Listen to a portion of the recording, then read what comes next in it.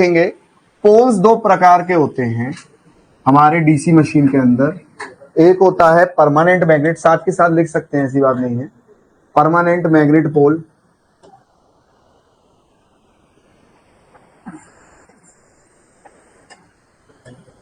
Permanent magnet पोल। और एक होता है इलेक्ट्रोमैग्नेटिक पोल। इलेक्ट्रोमैग्नेटिक पोल। देखिए प्लीज थोड़ा सा फोकस होके देखिए, यहाँ पे मत बातचीत करिए प्लीज, है ना, फिर एक आध चीज निकल जाएगी और फिर बाद में आप परेशान करोगे। परमानेंट मैग्नेट मतलब ये पोल ऐसे होंगे जो परमानेंट मैग्नेट के बने हैं, ये परमानेंट मैग्नेट के बनाए हैं हमने, ठीक है, ये परमानेंट मैग्नेट के बनाए हैं।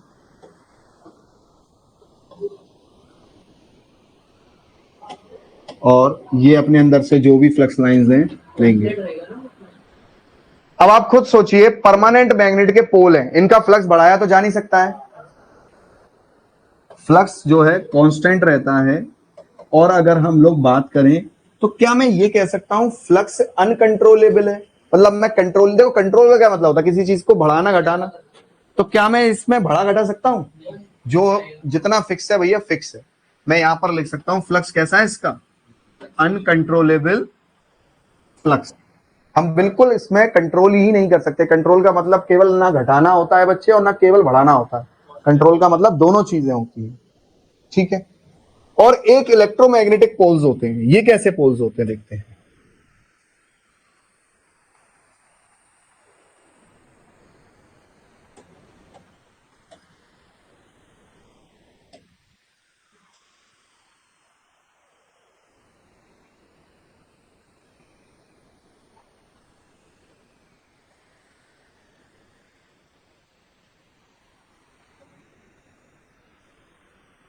फिगर्स बनाइए, एकदम मजा आना चाहिए ऐसा।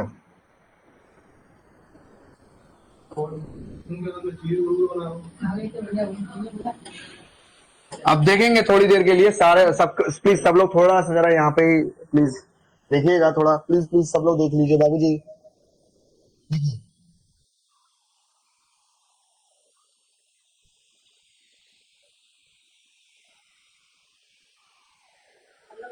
देखिए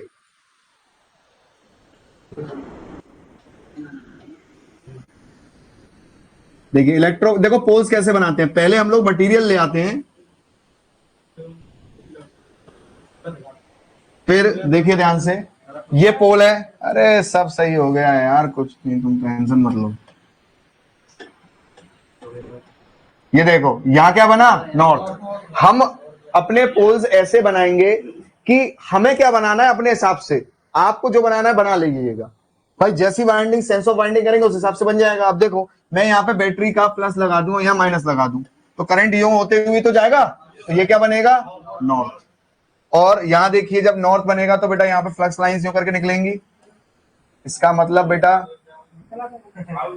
क्यों, अच्छा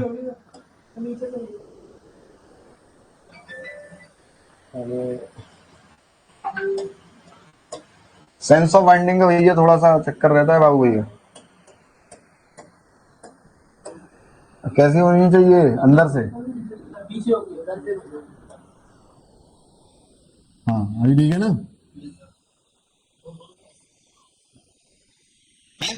अब ठीक है, अब ठीक है। और ये क्या बन गया, साउंड। ऐसे होते हैं हमारे पोल्स। और ये जो वाइंडिंग की है बेटा, ये कौन सी हो गई, इसमें कोई दो राय नहीं है कि बेटा हमें उत्तेजना तो देनी पड़ेगी। कोई भी चीज ऐसे ही नहीं चल पड़ती है, उसमें कुछ ना कुछ तो हमें लगाना पड़ता है। इसी को हम कहते हैं एक्साइटेशन, एक्साइटेशन। और ये एक्साइटेशन कहां लगाई गई है, field winding, eight field winding. क्या फील्ड वाइंडिंग को एक्साइट करने की जरूरत पड़ेगी?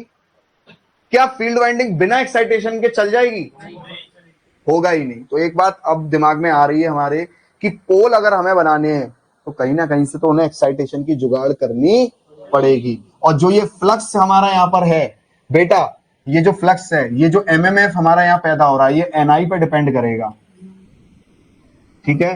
तो फ्लक्स हेयर क्या है, कंट्रोलेबल फ्लक्स है। यहाँ का जो फ्लक्स है वो हम कंट्रोल कर सकते हैं, मतलब क्या कर सकते हैं, कम ज्यादा कर सकते हैं। और दूसरी चीज, फ्लक्स को कंट्रोल कम ज्यादा कर सकते हैं। अब आप खुद सोचिए, फ्लक्स क्या होता है, F is equals to S, S क्या होता है, ये होता है एमएमएफ अपॉन रिलक्टेंस। ठीक है, अब यहां पर रिलक्टेंस किस चीज का होगा, एयर का, कि अब देखिए यहां पर रिलक्टेंस किस चीज का होगा, इस मटेरियल का रिलक्टेंस होगा। अब आप खुद देखिए, मटेरियल का रिलक्टेंस तो कांस्टेंट है, ये क्या है, क्वांटिटी कांस्टेंट है। आपका फ्लक्स कुल मिला के किस पर डिपेंड करेगा, एनआई एमएमएफ पर। किस पर डिपेंड करेगा, एमएमएफ पर, या फिर कह लो एनआई पर। तो अगर आप नंबर ऑफ टन्स बढ़ाएंगे, करंट बढ़ाएंगे, तो आपका फ्लक्स जरूर बढ़ेगा। तो यहां आप अपने फ्लक्स को बढ़ाने की इंतजाम भी कर सकते हैं। तो ये तो हमें समझ में आ गई कि इसमें फ्लक्स फिक्स है, परमानेंट में। हम फ्लक्स कभी बढ़ाना चाहें तो नहीं बढ़ पाएगा, हमारा कार्यरत फ्लक्स हम बढ़ाना चाहें कभी नहीं बढ़ेगा। फिर फ्लक्स अगर बढ़ाना होगा तो मुझे पूरी की पूरी पोल ही बड़े बड़े लगाने पड़ेंगे, और बड़े और बड़े। अरे कितने बड़े पोल लगा लोगे, इतना बड़ा जनरेटर आदमी लेना ही नहीं चाहता कभी। दूसरा पॉइंट, अगर आपको फ्लक्स बढ़ाना घटाना है तो बढ़िया है, इलेक्ट्रोमैग्नेटिक पोल्स लगाइए और अपना जो है एनआई बढ़ा बढ़ा के फ्लक्स को बढ़ाइए को।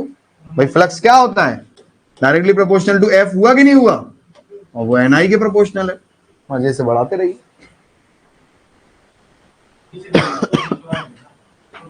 फिगर बना लिया आप सबने, ये मतलब पोल की शक्ल तो ऐसी रहेगी सब में, बस अंतर ये होगा, ये भाई पर किसी मैग्नेट के बने होंगे, मतलब मटेरियल के बने होंगे परमानेंट, और ये हमने फील्ड वाइंडिंग की हेल्प से हम इसमें फ्लक्स पैदा कर रहे हैं। ठीक है, अब आप देखिएगा, हमें जानने में बहुत इंटरेस्टेड है कि हमारी जो पोल की पोलैरिटी है, नॉर्थ कब बनेगी, साउथ कब बनेगी। तो वो डिपेंड करती है दो बातों पे। ठीक है, देखिए साथ के साथ बेटा लिखते चलिए, है ना। Polarity of poles, polarity of poles, polarity of poles is dependent, polarity pole की निर्भर करती है, पोलैरिटी मतलब ध्रुवता पोल की निर्भर करती है दो चीजों पे, सेंस ऑफ वाइंडिंग पे, ध्रुवता पोल की ध्रुवता निर्भर करती है दो चीजों पे, और डायरेक्शन ऑफ करंट। ठीक है, तो यहां पर अगर हम लोग देखें,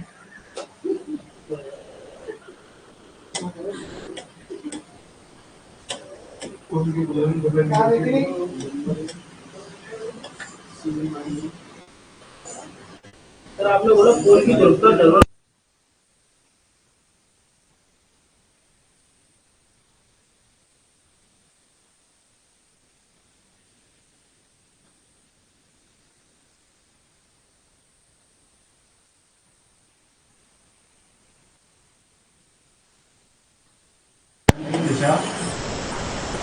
यार ये सेंस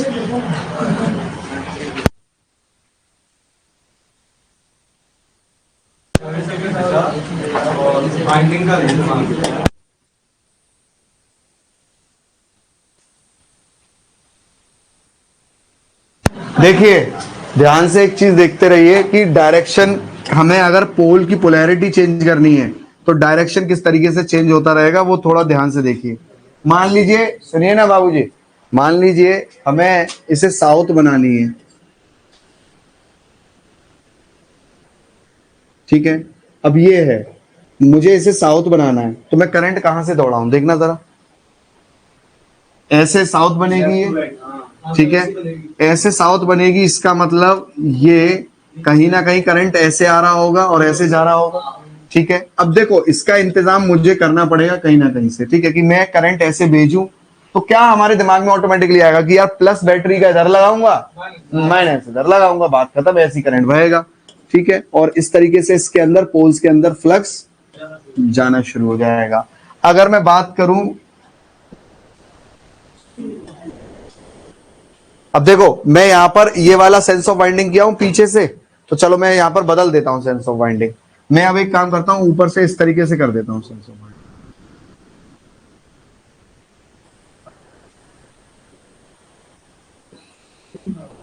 ये देखिए, तो यहां पर अगर मैं सेम पोलैरिटी यहां पर भेजूं तो देखना जरा कैसा फ्लक्स बनेगा। देखिए यहां से करंट जाएगा तो कैसा बनेगा, यहां नॉर्थ बनेगा, हाँ या ना। तो किस पे डिपेंड कर रही है, सेंस ऑफ वाइंडिंग पे और डायरेक्शन ऑफ करंट पे। अभी मैं एसी की करंट चेंज कर दूंगा तो तुम खुद ही सोच लो, ये बदल जाएगा। लगाओ, बात खत्म करो, ठीक है। ये सब राइट हैंड थंब रूल से ही तो निकल रहे हैं इसके डायरेक्शन, और निकल कैसे रहे। Right hand thumb rule is used, कौन से हाथ का इस्तेमाल करना है,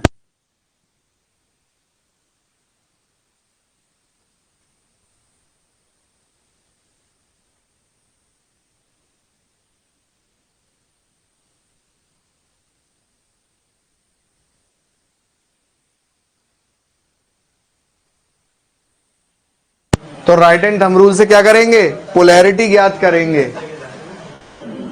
पोलैरिटी कौन सी की भाई, नॉर्थ कहां है साउथ कहां है। एक बात ध्यान से सुनिए, ये पोल की डायरेक्शन ज्ञात करके दे रहा है right hand thumb rule. Fleming right hand rule generator के अंदर ईएमएफ की डायरेक्शन ज्ञात करता है। अरे पोल की डायरेक्शन और ईएमएफ की डायरेक्शन बहुत जमीन है।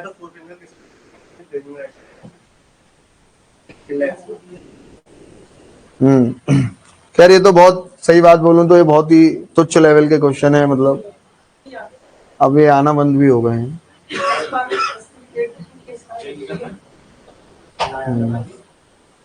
तो उस समय तक की बात है जब इसका इस्तेमाल कम होता था। आपके बच्चा कर दिया, कभी उन्होंने बंदी कर दिया, कभी अब तो सर बिठा भी नहीं। देखिए जो पोल्स लगेंगे यहां पर, ये अल्टरनेटिवली लगने चाहिए। मतलब एक अगर एन लगेगा तो दूसरा उसका अल्टरनेट वाला कौन सा लगेगा, साउथ। तीसरा अल्टरनेट वाला कौन सा लगेगा, नॉर्थ साउथ नॉर्थ साउथ। अच्छा, दूसरा पोल का जो संख्या होगी वो हमेशा इवन संख्या होगी। पोल की जो संख्या, बेटा यही बात ध्यान रखिएगा। अभी मैं उसका पूरा फ्लक्स डायरेक्शन बना के दिखाऊंगा, परेशान ना होइए, ठीक है। दो फ्लक्स का, दो का, चार पोल का, सबके फ्लक्स के डायरेक्शन बनाऊंगा आमने सामने।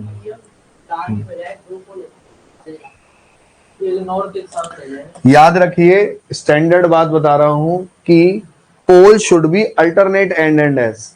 पोल अल्टरनेटिवली एन और एस होने चाहिए। तो इसका मतलब जब आप बोल रहे हो सर मैं दो पोल छोड़ूंगा तो एक एन के बाद एस और दूसरे एस के बाद एन, तो वो रूल फॉलो करो आप। पोल अल्टरनेटिवली एन एस होने चाहिए, एक के बाद एक एन और एस होने चाहिए। अब तुम 12,000 पोल लगा दो या 12 पोल लगा दो या 6 या 2, ये रूल फॉलो होगा एक के बाद एक, ठीक है। तो एक और बात ध्यान से समझना, यहाँ पे फील्ड वाइंडिंग देखिए कैसी होगी। देखिएगा ये कुछ फील्ड वाइंडिंग अगर हम लोग करेंगे, ये देखिए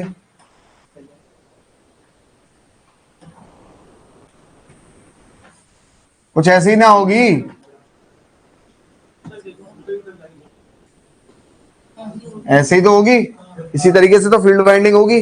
तो ऐसे पोल्स अगर हम देखें किसी भी मशीन के अंदर, बेटा इस तरीके से फील्ड वाइंडिंग करी जाती है। और इसको कैसे बिछाना है वो करंट के डायरेक्शन के हिसाब से मैं तुम्हें बता चुका हूं भाई। वो आप अपने हिसाब से बाद में देख लेना कि हम सेंस ऑफ वाइंडिंग ऐसी करें तो नॉर्थ बनेगी, है ना, हम सेंस ऑफ वाइंडिंग ऐसी करें तो क्या साउथ बनेगी, वो आप करना है, ठीक है। क्लियर है। मैं यहां पर अभी नॉर्थ साउथ कैसे बना रहे नहीं बना रहे, मैं अभी डायरेक्शन में नहीं जा रहा हूं, बट ये कंसेप्ट समझ में आ गया आपको।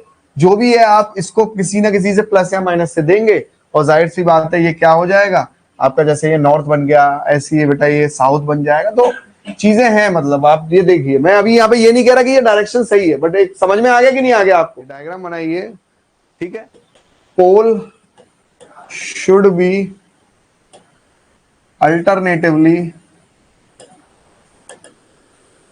And S pole alternatively N और एस होने चाहिए, मतलब एक के बाद एक एन और एस होने चाहिए। फिर वो चाहे दो पोल हो, should be 200 pole even in हो, नंबर। कितने भी। अगला पॉइंट लिखिए, पोल की संख्या सम होनी चाहिए। और तीसरा सबसे important point, it is excited by DC voltage. उसे उत्तेजित किससे करना चाहिए? डीसी वोल्टेज पर। और पोल पोल के, हाँ उत्तेजित फील्ड को उसको फील्ड वाइंडिंग होगी। हाँ अगला पॉइंट सुनिए, पोल पर कौन सी वाइंडिंग लग रही है? Field winding. अगले अभी शायद लिखवा डायग्राम बनाया भी था यार, आई थिंक यार। ये क्या है ये सब फील्ड वाइंडिंग है। और क्यों कह रहे हैं इनका नाम फील्ड वाइंडिंग क्यों दे रहे हैं? क्योंकि नहीं, ये वर्किंग फ्लक्स पैदा कर रही है। ये बात नहीं है यार, ये कोई बात नहीं होती है। फील्ड वाइंडिंग तो अभी रोटर पे भी लगाएंगे। ये वर्किंग फ्लक्स पैदा कर रही है, ठीक है। और ये क्या है, किससे उत्तेजित होनी चाहिए? डीसी वोल्टेज से। आप खुद बताओ, अगर ये एसी वोल्टेज से उत्तेजित करेंगे तो अगर ये एसी से उत्तेजित करेंगे तो इनके एन और एस बदलते रहेंगे बार बार, हर साइकिल में नहीं बदलेंगे। अगर मैं यहां पर एसी लगा दूं तो ये एसी क्या करती है, डायरेक्शन ऑफ करंट चेंज होता रहेगा। और ये पता चला ना, फिक्स एन और एस बनी नहीं पाएंगे कभी। इनके पोलैरिटी क्या होती रहेगी, हमेशा चेंज होती रहेगी, ठीक है। चलिए आगे चलते हैं। तीसरा पॉइंट लिख लीजिए, it is excited by DC voltage. यह चलें, आइए अभी तो देखिए ध्यान से, यहां पर सुनिए ना। पोल्स एक्चुअली जैसे मैं बना रहा हूं वैसे दिखते है ही नहीं है। पोल्स दिखते हैं देखो कुछ ऐसे, देखिएगा ध्यान से बनाने का तरीका देखिए।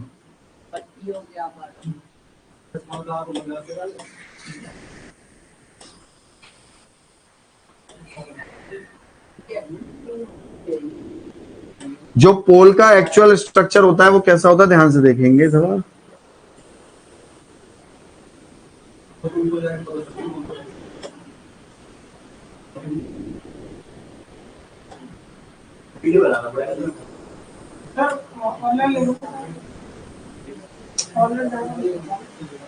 नहीं नहीं, ऑनलाइन डायग्राम नहीं भैया, इसमें तो सीख नहीं पाओगे आप फिर।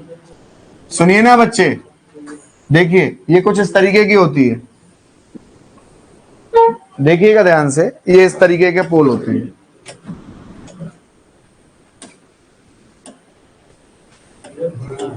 इस तरीके के पोल्स होते हैं, देखिएगा। देखिए ये पत्तियों की फॉर्म में होती है, ये पत्तियां जोड़ी जाती हैं ऐसी बहुत सारी। ये एक एक पत्तियां जोड़ी गई हैं ऐसे पोल्स के लिए। पत्तियां क्यों? ताकि एडी करंट।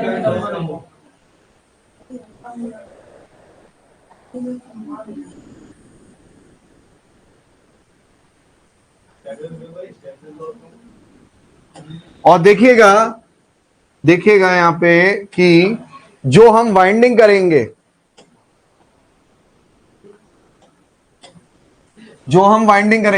वो देखिए कुछ इस तरीके से कर रहे हैं। प्लीज देख लीजिए, हम वाइंडिंग कर रहे हैं कुछ इस तरीके से कर रहे हैं। ये क्या हो गई? Field winding. अब मैं मान लो इस तरीके से वाइंडिंग कर रहा हूं, ये वाइंडिंग हो रही है। ये ऐसी बहुत सारी पत्तियां हमने जोड़ी हुई हैं, इन पत्तियों को एक साथ रख दिया है, ठीक है। हम लोग कसते हैं वही इन्हें काउंटर शंक स्क्रू वगैरह से। रिविट्स, एक्चुअली हम रिविट का भी इस्तेमाल करते हैं। रिविट सुना है आपने, क्या होती है? हाँ, कढ़ाई वगैरह में रिविट लगी रहती है। कढ़ाई वगैरह में रिविट लगी होती है, बिल्कुल हाँ, है ना। ये रिविट से भी कस देते हैं। अरे सुन पा रहे हो यहाँ पे कि नहीं? ये सारी की सारी पत्तियां रिविट से कसी हुई होती हैं, ठीक है। अब आप मुझे बताओ इसकी पोलैरिटी क्या बनेगी? नॉर्थ, ठीक है, नॉर्थ बनेगी। और इसमें से जाहिर सी बात है फ्लक्स इस तरीके से निकलेगा।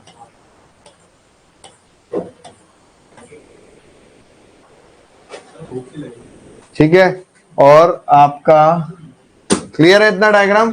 अब ये क्या है, एक एक पत्ती क्या है? सिलिकॉन स्टील लैमिनेशन करी हुई, मतलब हर एक एक पत्ती पे लैमिनेशन किया हुआ है, सिलिकॉन स्टील का लैमिनेशन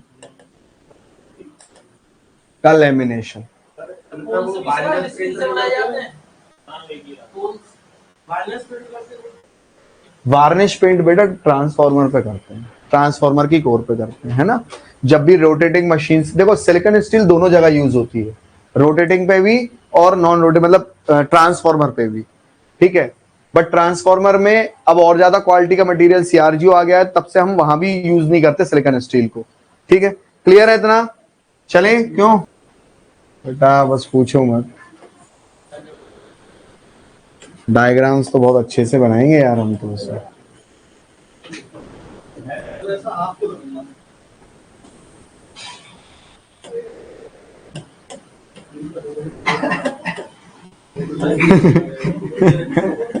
कौन सी उल्टा जा रहा है, ऐसे जाएगा ऊपर की तरफ। सही है यार, तुमको रोक करना आना जाओगे। ठीक है। ये क्या है? पूरा योक, इसे बोलते हैं बेटा पोल कोर, और इसे बोलते हैं पोल शू।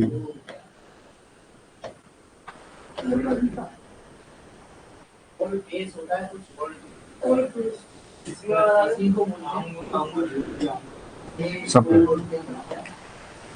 ये तो सुनो, ध्यान से सुनो, इसे तो मैं ऐसे बनाना, मतलब ये पोल फेस हो गया और ये पोल शू हो गया। मतलब अगर मैं यहां बात करूं तो यहां का पोल शू ये है, field winding is done here, ठीक है। पोल कोर पर क्या होता है? Field winding. और डिस्ट्रीब्यूट पोल किससे, फ्लक्स किससे डिस्ट्रीब्यूट होता है?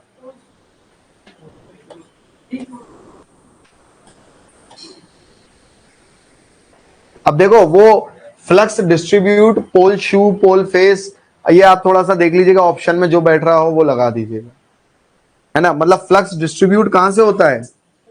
फ्लक्स जो डिस्ट्रीब्यूट करते हैं वो पोल शू या पोल फेस, आपको ऑप्शन में दिया होगा, उनमें से एक लगा दीजिएगा। देखिए कोर स्टैगरिंग, एक पेपर में पूछा था कोर स्टैगरिंग क्या होती है, कोई बता सकता है? Core staggering, core staggering. अरे कह रहा मुझे मालूम है, हिंदी में बताओ। इंग्लिश में पूछ रहा हूँ, हिंदी बता दो, मैं इसका बता दूं। ये मालूम ही नहीं है, तुम ही कह रहे हो। देखिए इसकी हिंदी इंग्लिश नहीं है भैया, ये एक प्रोसेस है, देखो नहीं, हमने जो, सुनिए ना, हमने जो ये पोल की लेमिनेशंस को बंच किया है, इकट्ठा किया है, पोल की लेमिनेशंस को बंच या इकट्ठा करने की प्रक्रिया को कोल स्टैगरिंग कहते हैं। Process of bunching, process of bunching core of poles, laminated core of poles is called core staggering। तो core staggering भैया हिंदी में भी लिखवा दे रहा हूं, लैमिनेटेड पोल की लैमिनेटेड कोर को बंच करने की प्रक्रिया, पोल की लैमिनेटेड कोर को बंच करने की, बंच मतलब होता है इकट्ठा। हाँ मतलब ये जो हम इकट्ठा कर रहे हैं ना, जैसे हमने कहा पोल्स को स्टैगर कर लो, मतलब पोल्स की अलग अलग लेमिनेशन की इकट्ठी कर लो। हाँ अलग अलग स्ट्रिप्स, जो अलग अलग स्ट्रिप्स हैं उनको इकट्ठा करके पोल्स बना दो। चलिए इस पे भी अब, हाँ मैं वही अगला पॉइंट मैं वही लिखवा रहा हूं, ध्यान से देखिएगा, अगला पॉइंट में वही लिखा, इसकी ये जो स्ट्रिप्स हैं ये लेमिनेट क्यों की गई हैं? To reduce eddy current. तो ये लिख लो, to reduce eddy current.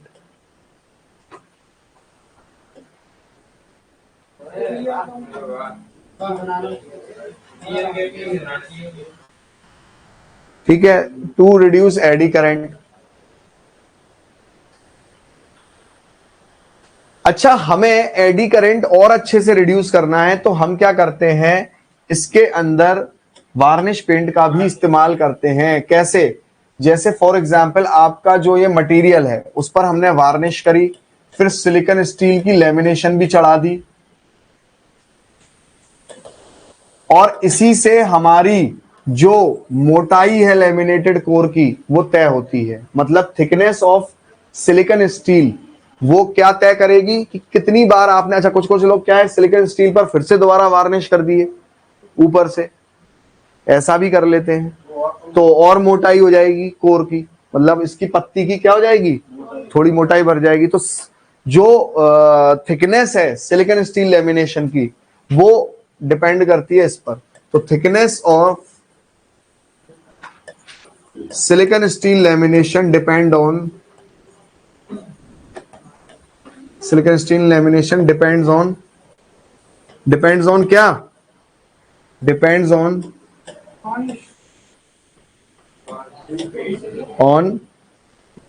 Coating of paints. आप कितना पेंट प्लस लेमिनेशन, आप पेंट लेमिनेशन की क्या कोटिंग इस्तेमाल कर रहे हो उस पर डिपेंड होती है। जैसे वार्निश कर दी, वार्निश देखो समझ रहे हो, मटेरियल के ऊपर वार्निश करी, फिर वार्निश के ऊपर सिलिकॉन स्टील लेमिनेशन किया, कभी कभी तो फिर से वार्निश कर देते हैं, क्योंकि भैया मशीन एक बार मैन्युफैक्चर होके चली गई तो चली गई, अब उसके बाद बार बार पेंट नहीं करने आ रहा कोई उसके अंदर की चीजों। कुछ बात को समझ रहे हो, बार बार पेंट नहीं होगी।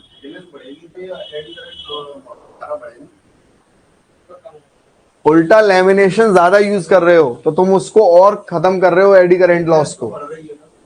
मेरी बात समझिए, थिकनेस कोर की होती है वो, लेमिनेशन की थिकनेस नहीं होती है वो।